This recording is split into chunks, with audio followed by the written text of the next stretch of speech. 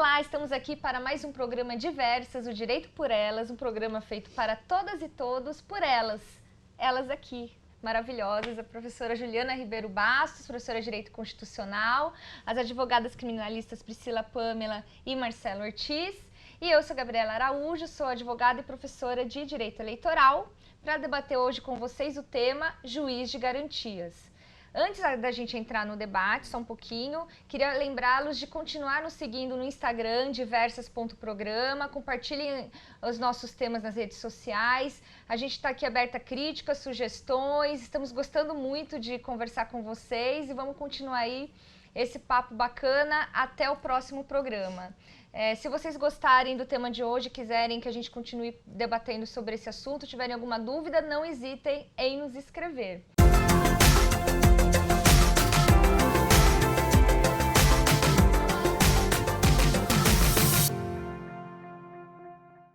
Para falar sobre juiz de garantias, acho que a gente podia começar aqui com a Priscila Pâmela fazendo uma introdução sobre o que é o juiz de garantias, né? Uma legislação que teria que ter começado a viger esse ano e foi suspensa.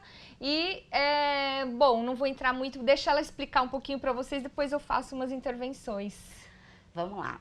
Falar em juiz de garantias é falar em dar efetividade à nossa Constituição, né? Juiz é um cargo, né, do Poder Judiciário, implementado desde que a gente entende o Poder Judiciário como um poder instituído. Então, nós não estamos falando de uma criação de um novo cargo, nós estamos falando de uma atuação do juiz durante a fase do processo, na verdade, pré-processual, agora com a implementação do juiz de garantias. Então, o que é essa figura do juiz de garantias? Eu acho que para a gente conseguir pensar no que é a figura do juiz, é entender como é que funciona o nosso processo, como é que funciona o nosso sistema processual aqui no Brasil. No Brasil, nós adotamos o sistema acusatório. Então, poderia ser um sistema inquisitório, poderia ser um sistema acusatório. Nós estabelecemos o sistema acusatório para o sistema processual penal. O que isso significa? Que o titular da ação penal é o Ministério Público. E então, como titular, cabe a ele produzir todas as provas e produzir tudo o que for necessário dentro de um processo, para que ao final o juiz, no seu livre convencimento, forneça uma sentença, uma decisão sobre tudo o que foi apurado. Então, o Ministério Público é aquele quem vai impulsionar aquele processo. Durante a fase processual. E nós temos, então, uma fase pré-processual. E o que é isso? É a fase do inquérito policial. Ela é, por vezes, dispensável e, por vezes, ela é essencial. Ela é essencial quando nós temos a notícia de um fato, mas não temos ainda elementos suficientes para iniciar um processo penal. Então, para a gente conseguir ter uma denúncia, que é o primeiro ato que inaugura a ação penal, nós vamos ter que recolher ali alguns elementos, né? Então, para isso, a gente se utiliza desse mecanismo pré-processual, que é o inquérito policial, para a coleta dessas informações, de coleta de autoria, né, minimamente, de elementos de indiciários de autoria e materialidade. E também para isso, nós temos ali, então, a Polícia Judiciária, quem vai fazer essa persecução, sempre ali na presença do Ministério Público, como disse, que é o titular. Que é o órgão acusador. Exatamente. O juiz não pode, né, pelo sistema que nós adotamos, que é o acusatório, se confundir na figura do acusador. Sim. Então, a Constituição previu isso. O que o juiz de garantias é? Nada mais é do que a consolidação do texto constitucional nesse sentido. Por quê? Porque por diversas vezes se constata que o juiz, quando ele está acompanhando ali essa fase pré-processual, essa fase em que provas são produzidas para um indício do processo penal, o livre convencimento dele acaba sendo formado naquele momento. Então, durante o processo, a imparcialidade que vem sendo pleiteada e que tem que ser consolidada, acaba sendo contaminada. Então, para que isso seja evitado, a gente cria, né, então, o juiz, como eu bem disse no início, é uma figura já criada, é um cargo criado no Poder Judiciário, então nós não estamos inovando, criando um cargo, mas sim ali o exercício da função do juiz, separando em dois momentos. Tá. Então, o juiz que acompanha o processo não vai mais ser o juiz que acompanha as investigações. Então, só para... Vamos ver se eu entendi direito, né? Porque eu não sou criminalista. Então, a gente tem...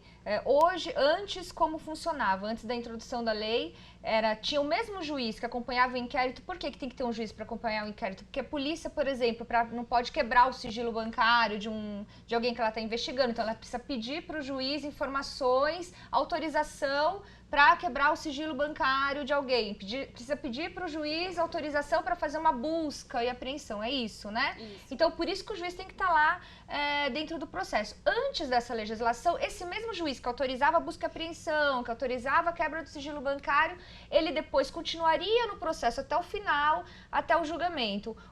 Esse Instituto do Juiz de Garantias estabelece que um juiz que vai autorizar a quebra do sigilo bancário, que vai autorizar busca e apreensão ou outras medidas invasivas e que vão dar subsídios para acusação, ele não poderá continuar no processo quando for um momento após a denúncia, que é o momento em que realmente vai entrar a defesa, né? Porque até esse momento anterior da denúncia não existe a figura do advogado, ou talvez nem sei, Marcelo talvez possa explicar. Eu entendi direito, é isso?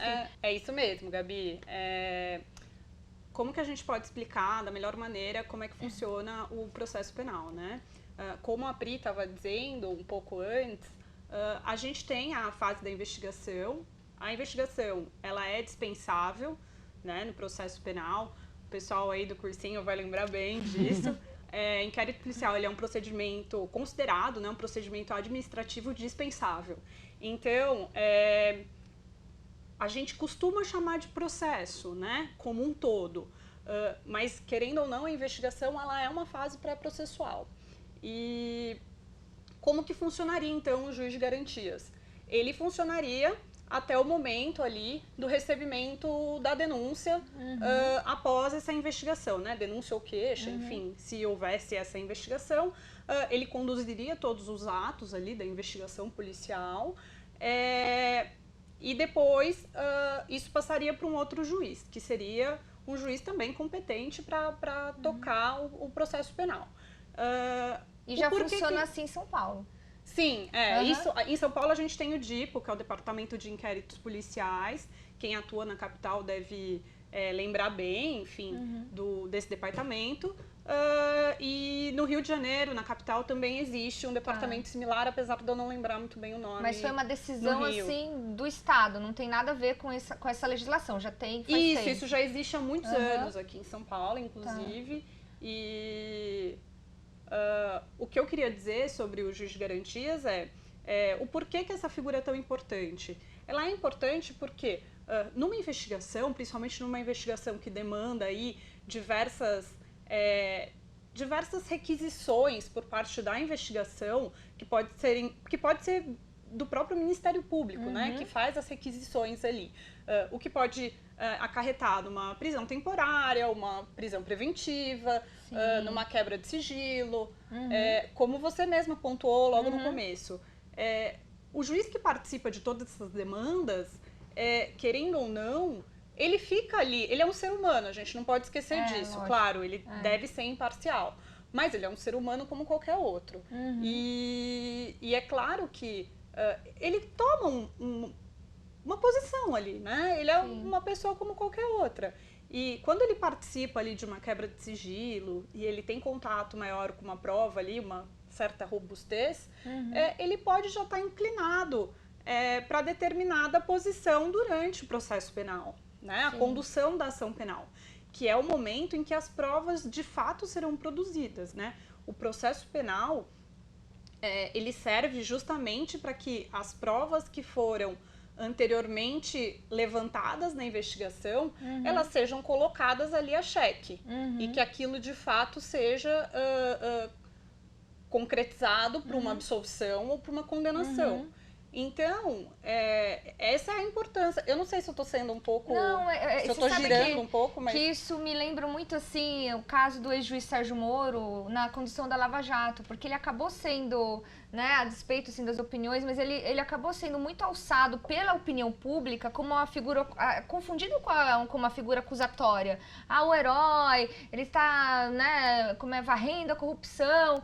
Porque ele, assim, pelo que eu entendi, ele conduziu toda a parte do inquérito e depois ele julgou os casos da Lava Jato. Então as pessoas confundiam muito ele com a figura do Ministério Público, né?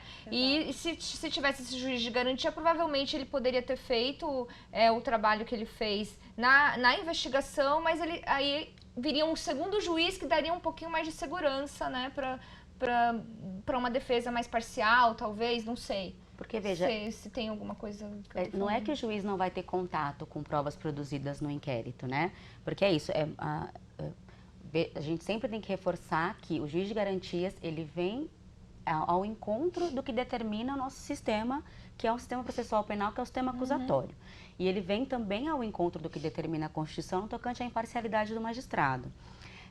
E, em princípio, já que o exemplo foi aqui a questão da Lava Jato, eu acho que o juiz não tem essa bandeira porque é como instituição, né, de combate à corrupção. Isso é uma questão de cada cidadão e cada cidadã, que eu acredito que não são, né, favoráveis à corrupção. Ninguém é favorável, né, obviamente. Mas não é uma bandeira institucionalizada na figura do magistrado, não pode ser.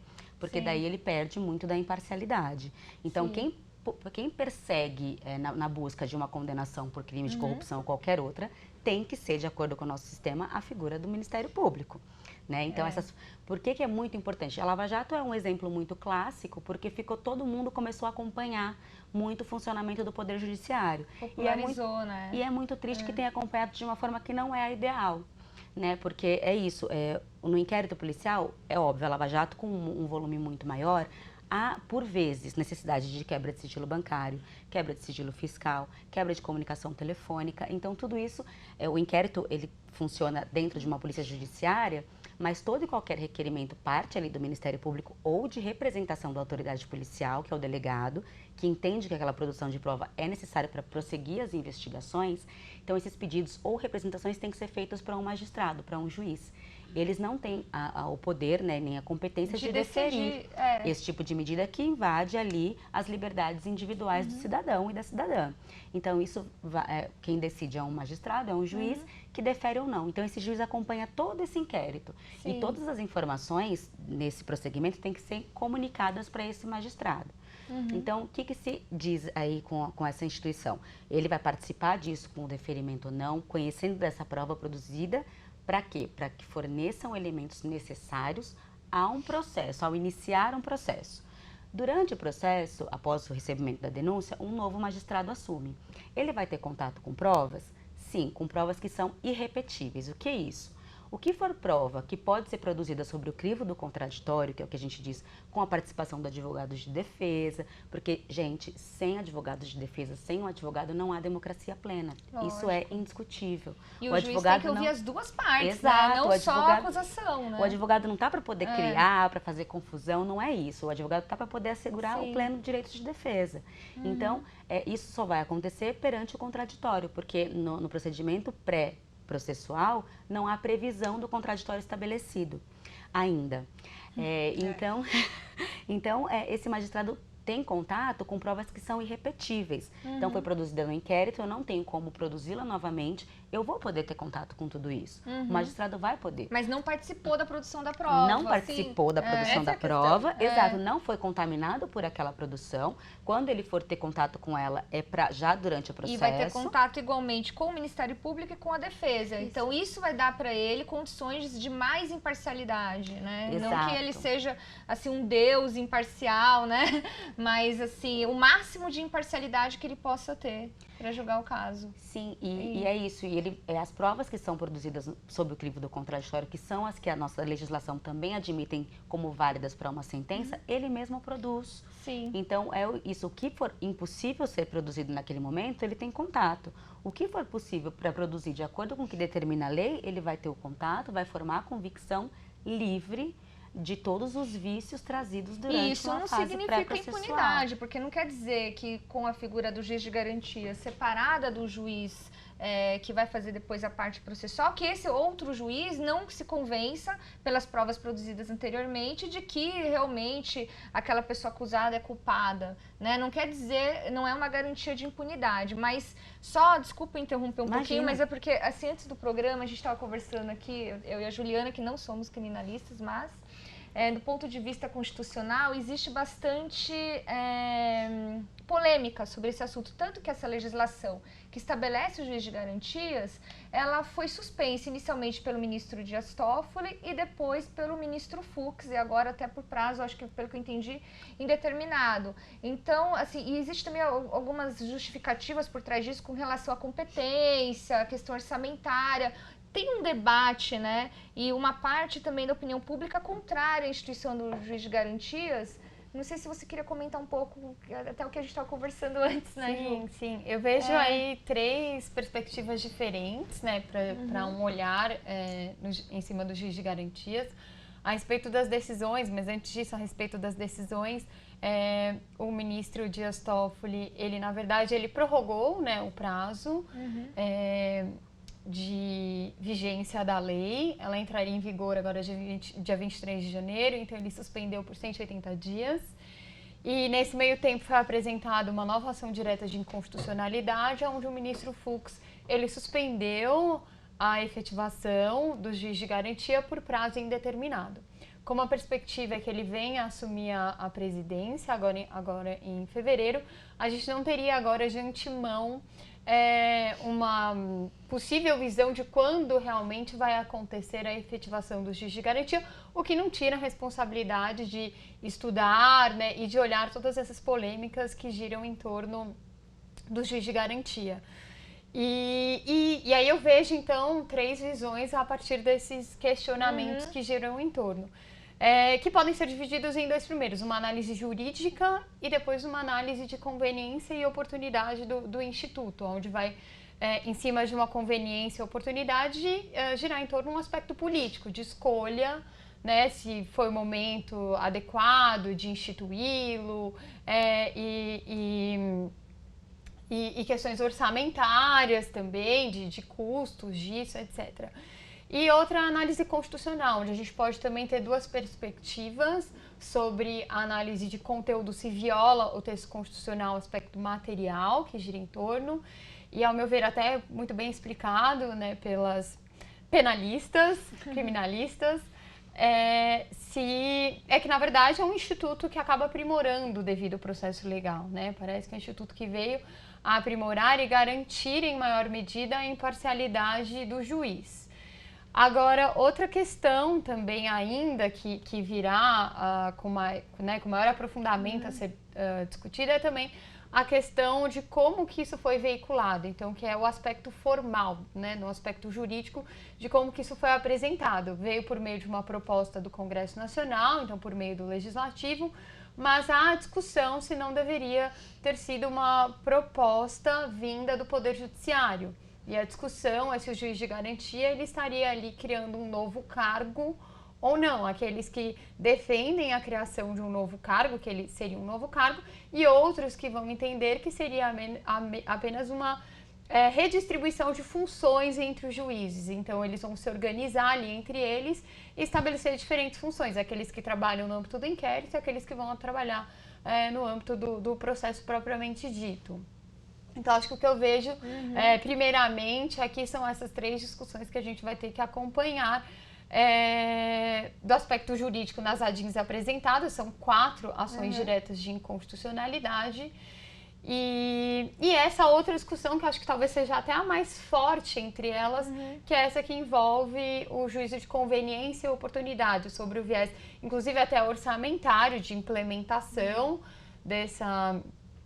o que dizem que, porque por estar interferindo na organização do Poder Judiciário, o projeto de lei deveria ter sido de iniciativa do Poder Judiciário e não das casas legislativas. Eles alegam, por conta disso, uma organização no que tange a um planejamento econômico, organizacional do próprio Poder Judiciário, como algo que deveria ter sido feito antes de simplesmente você jogar o juiz de garantias. Posso divergir? Claro, deve.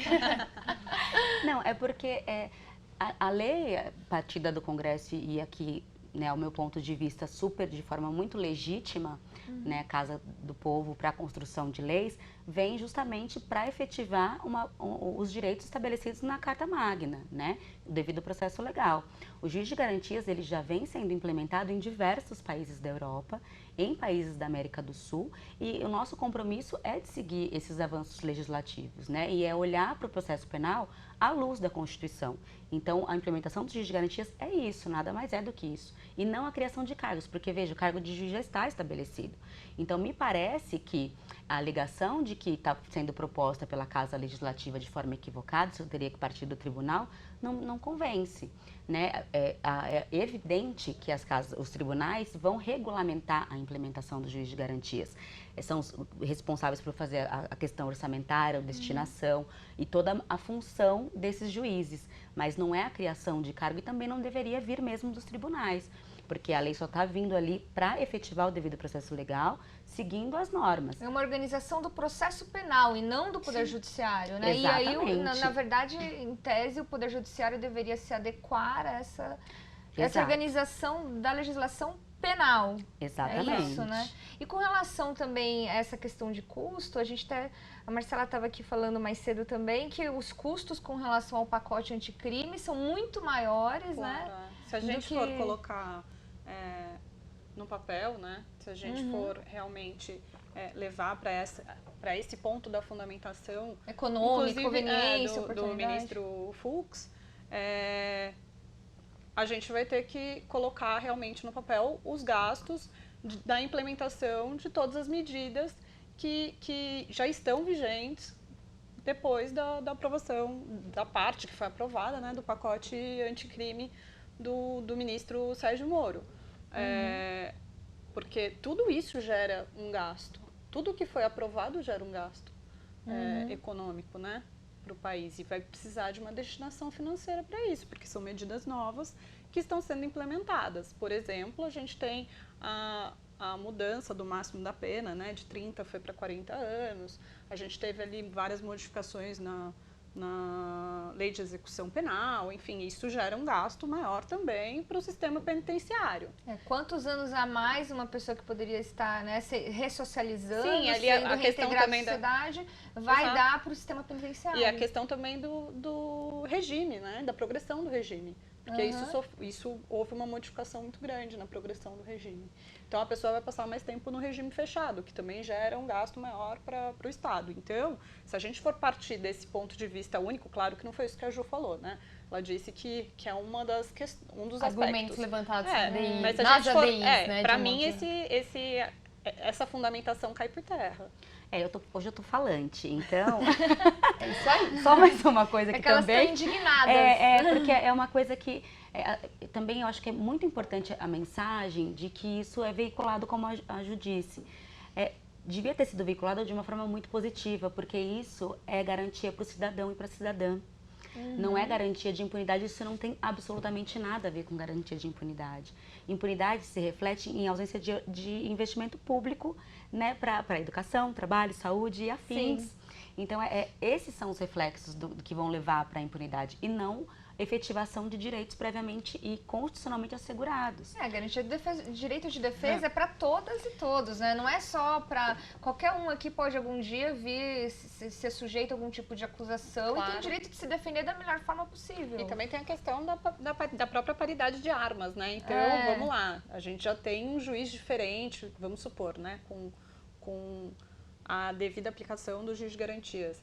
Já em funcionamento, se estivesse em funcionamento, você tem um juiz diferente atuando ali numa ação penal, o que faz com que a balança da justiça ela esteja equilibrada, né? Um outro ponto também que eles colocam, talvez a gente falou do DIPO, é que também poderia trazer algum tipo de conflito entre o juiz de garantia e o DIPO. E aí, onde que eles se misturam e onde eles se diferenciam, então? Porque me parecem figuras muito próximas, né? A gente colocou muito aqui o DIPO como se ele fizesse essa função. A gente deu um exemplo Entraria do DIPO. Em conflito? O DIPO ele foi criado pelo Poder Judiciário, né, em São Paulo, como uma maneira, acredito, de dividir ali o que tinha de inquéritos policiais, de investigações policiais em andamento, do que efetivamente já existia de processo, né, de ações penais. Eu acredito que o DIPO obviamente se adaptaria às normas e ele existiria da mesma maneira que ele já existe hoje. Eu acho que ali não haveria muita modificação. Não, o DIPO de São Paulo, acho que eu acho que entendi a pergunta da Ju. Entendi errado. A Ju quis dizer o seguinte, se em algum momento, mas eu acho que não, vamos ver o que elas vão falar. Não sei se você, em algum momento, o fato de ter dois juízes, um na instrução e o outro na continuação, se se existiria algum problema nessa transição, assim, de Acredito passagem do que não. processo. Não, cada É, qual, não, pro ela outro, até é isso? respondeu, mas acho que esse é um outro ponto não, interessante também. cada qual respeitando É os... decorrente, né? Sim, cada qual respeitando os limites de atuação do outro, não existe conflito. Ambos estão para o mesmo fim. Então, o juiz de garantia, onde já existe o DIPO, ele... Eu acho que é um remanejamento da Seria função só um remanejamento. mesmo, né? Daria um Exato. nome, talvez. Mas acho que até poderia continuar sendo o departamento de inquéritos policiais, mas ali funcionariam os juízes específicos. E hoje funciona. São os juízes de garantia. Eu queria colocar querendo só ou não. mais uma. Sabe que eu acho que Esse esse esclarecimento, negócio de juiz de garantias, talvez por isso que fica dando esse debate, porque às vezes a nomenclatura também confunde, né? E Porque juiz de sinceramente, garantias parece que assim, não, olha, esse é o juiz que vai garantir. É só poderia ser só chamar juiz do inquérito, da fase pré-processual, seria a e mesma esse é um assunto coisa. tão antigo. Assim, juiz de garantias é uma coisa tão antiga, já existe. Isso está em debate há tanto tempo. Sim. E agora isso virou moda, eu não sei porquê. Eu não entendi o porquê. Parece que focaram nisso e enfim. Eu queria só colocar mais uma última questão. É bom porque já tá acabando nosso tempo. Sim, gente, eu prometo que eu vou ser rápida. Sobe a plaquinha, sobe. Mas é por conta. A Já subiu a plaquinha, plaquinha, já já subiu subiu umas algumas duas vezes. Aqui vezes, nós estamos fingindo e estamos ignorando. É. Mas é que eu acho que isso é importante, que é com relação ao orçamento, né, da conveniência e oportunidade. Os estudiosos, isso foi debatido muito amplamente nas casas legislativas por grupos de trabalho, né, os GTs específicos que trabalharam no pacote anticrime. E alguns pontos, núcleos destinados, por exemplo, para tratar do juiz de garantias. Ali, eles trouxeram, inclusive, propostas para que não haja impacto financeiro. Né? Então, assim, é evidente, todo investimento em política pública gera investimento financeiro, gera um gasto. Isso, a longo prazo, vai ter que ser feito da melhor forma, né, dentro do orçamento possível, dentro dos próprios tribunais, a organização judiciária vai ser responsável por fazer isso. Então, acho que o investimento para longo prazo de qualquer implementação de política gera investimento.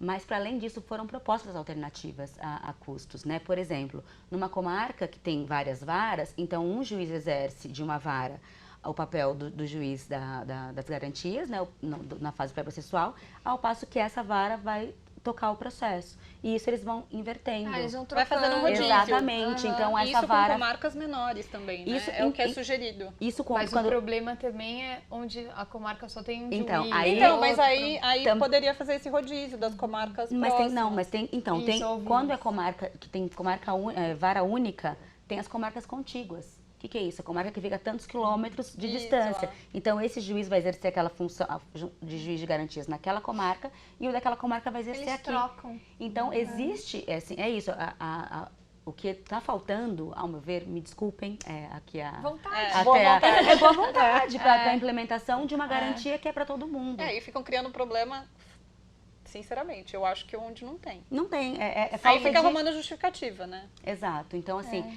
nós temos várias alternativas para a implementação do juiz de garantias.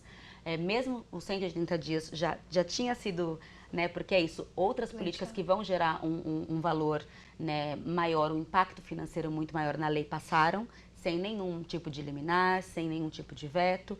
E essa que é uma garantia para todo mundo, tá aí encontrando essa barreira. E eu acho que muito num momento de recrudescimento que não condiz com o que nós precisávamos adotar como política criminal, né? Enfim, só queria colocar esse ponto. Desculpem por me alongar muito.